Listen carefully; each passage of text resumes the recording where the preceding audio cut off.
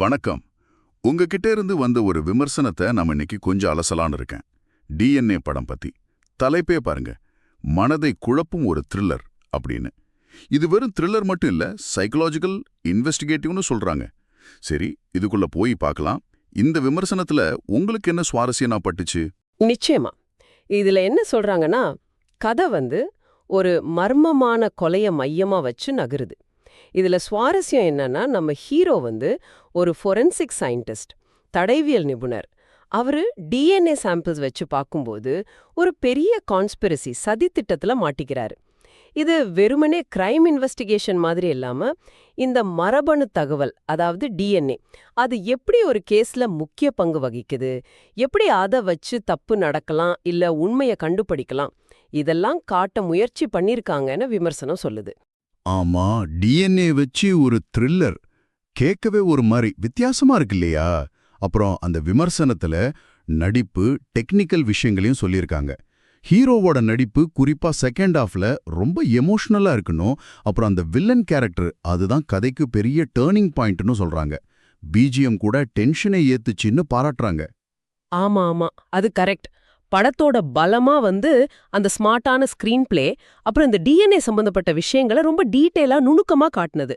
அதுக்கப்புறம் செகண்ட் ஹாஃப்ல வர்ற ட்விஸ்ட், இதெல்லாம் தான் முக்கியமா பாராட்டுறாங்க. ஆனா அதே நேரத்துல ஒரு சின்ன வார்னிங் மாதிரி சொல்றாங்க. சில இடங்கள்ல கதை கொஞ்சம் ஸ்லோவா போற மாதிரியும், அப்புறம் சில சயின்ஸ் விஷயங்கள் இருக்குல்ல, குறிப்பா இந்த டிஎன்ஏ மேனிபுலேஷன் மாதிரி சீன்ஸ், அது எல்லாருக்கும் டக்குன்னு புரியுமாங்கிறது கொஞ்சம் சந்தேகம்தான் அப்படின்னு சொல்றாங்க.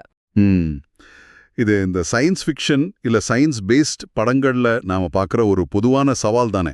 அதாவது கதையோட சுவாரஸ்யத்தையும் அந்த அறிவியல் உண்மையையும் பேலன்ஸ் பண்றது ரொம்ப கஷ்டம். அப்போ இந்த மாதிரி சில குறைகள் இருந்தாலும் படம் ஓவராலா எப்படி இருக்குன்னு சொல்றாங்க. விமர்சனத்தோட முடிவு என்ன? கரெக்டா சொன்னீங்க. அந்த சவாலை அவங்களும் புரிஞ்சிருக்காங்க. அதனால ஃபைனலா என்ன சொல்றாங்கன்னா, தமிழ் சினிமால நாம வழக்கமா பார்க்குற அந்த ஆக்ஷன் ரொமான்ஸ் ஃபார்முலா இல்லாம, இது சயின்ஸையும் இன்வெஸ்டிகேஷனையும் சேர்த்து ஒரு புது முயற்சி அப்படின்னு அழுத்தமா சொல்றாங்க. இந்த மாதிரி வேற வேற ஜானர்ல படங்கள் வர்றது நல்லதுன்னு ஒரு கருத்து இருக்கு. சோ இது உங்களுக்கு கண்டிப்பா ஒரு வித்தியாசமான அனுபவத்தை கொடுக்கும்னு தோணுது. கேட்டடா இருக்கலாம். ஆனாலும் தடயவியல், டிஎன்ஏ இதெல்லாம் வச்சு ஒரு புது மாதிரியான த்ரில்லர் அனுபவத்தை தர முயற்சி பண்ணியிருக்காங்க. அதனால தான் போல அந்த 5க்கு 3.75 ஸ்டார்ஸ் கொடுத்துருக்காங்க. இத பத்தி பேசும்போது எனக்கு ஒரு யோசனை வருது.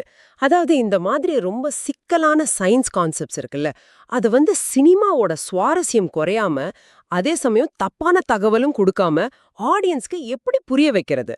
குறிப்பா டிஎன்ஏ மாதிரி ஒரு விஷயத்த அதோட உண்மையான சயின்ஸையும் கெடுக்காம, கதைக்கு தேவையான டிராமாவையும் சேர்த்து ஒரு சரியான பேலன்ஸ் அது எப்படி கொண்டு வருது?